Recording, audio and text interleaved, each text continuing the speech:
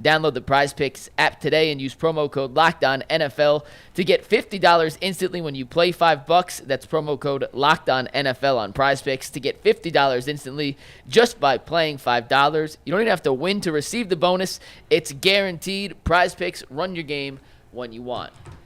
Leroy mentioned young guys maybe blossoming, finding a diamond in the rough over the next couple of weeks as the Browns figure out their 2025 plans, and a guy in Cedric Tillman had his best game of his career against the Cincinnati Bengals. He had 81 yards. Bull, is Cedric Tillman turning a corner potentially, or was this game just a little bit of a blip on the radar for their second-year receiver? I mean, I got to see more of it, but it's the most promising sign by a Browns drafted third-round pick wide receiver that we've had in 4 years. They got to get one of them right eventually, right? So I don't want to just throw it away. Now, I understand until this point he's essentially done nothing. But, you know, you catch and we've seen many times in the NFL, a guy have one game like this and do nothing the rest of his season, rest of career. So one game proves nothing, but I think it was a promising sign, and I'm curious to see from here. Maybe it's not Jerry Jeudy. Maybe it's not Elijah Moore. Maybe it's Cedric Tillman that now blows up. I certainly think it's possible. I'm not overly optimistic. I'm certainly not going to guarantee that that's going to be the case. But he's got me curious after this game to see what he can do to follow it up. He was a guy that had elite potential. I think we all agree on that. I think the injury dinged him in the draft. Yeah.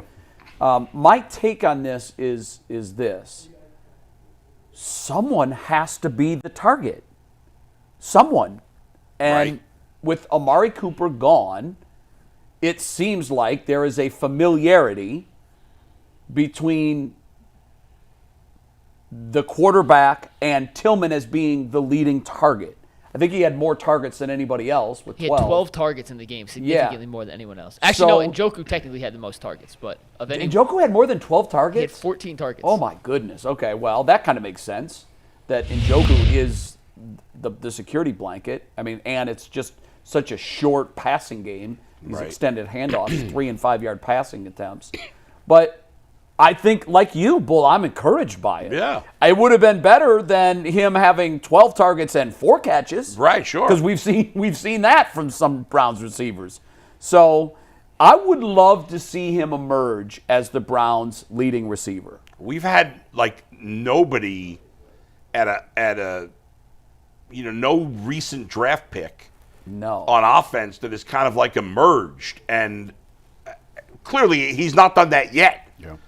But if he has another good game this week, we might start to get excited about him. Somebody has to catch the passes. Yeah.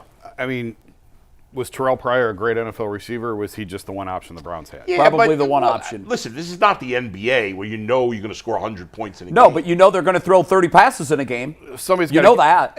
Maybe. And they got to be thrown to someone. But there are plenty of teams that their leading receiver, on the really bad teams, has 500 yards. I mean, I don't accept, Jerry Jeudy was at times a number one receiver on Denver when Cortland Sutton was hurt. Right. And if he consistently has games like this, I'm not just going to say he's Terrell Pryor. No, I don't think that's fair. But I'm off of one game. I can't throw a party. No, of course. But he's a big target. He should be a red zone target. Yeah. I thought that was the whole point of bringing him here. I thought he was going to be a guy that you could throw fade routes to in the corner of the end zone, and he could go high point the ball and get you touchdowns. And we haven't seen that at all. He's had some bonehead moments. Hopefully that's just as a young player. I don't hold the end around against him. The third down call a couple weeks ago, that was a blown call. The ball never should have been in his hands. But, I mean, what else do you have to watch at this point? What else do you have to look forward to? Nothing. So if you want to root for Cedric Tillman, go right ahead. Root for Cedric Tillman. Maybe he can turn into an actual piece moving forward. Let me ask you this. Is he the Browns' best receiver right now? No. You have to say – I think you still have to say Jerry Jeudy, even though he was a ghost on Sunday. My goodness. See, I think it's Jeudy, too, in talent. But we're now 7 games into this experiment. And you know how sometimes the sum of the parts don't add up? Yeah. He's checks so many of the boxes. But when you watch him, there's just something missing. And I don't know what it is. Is it desire? Is it passion? Is it heart? I don't know. But we're finding out, I think, what Denver found out. Yeah.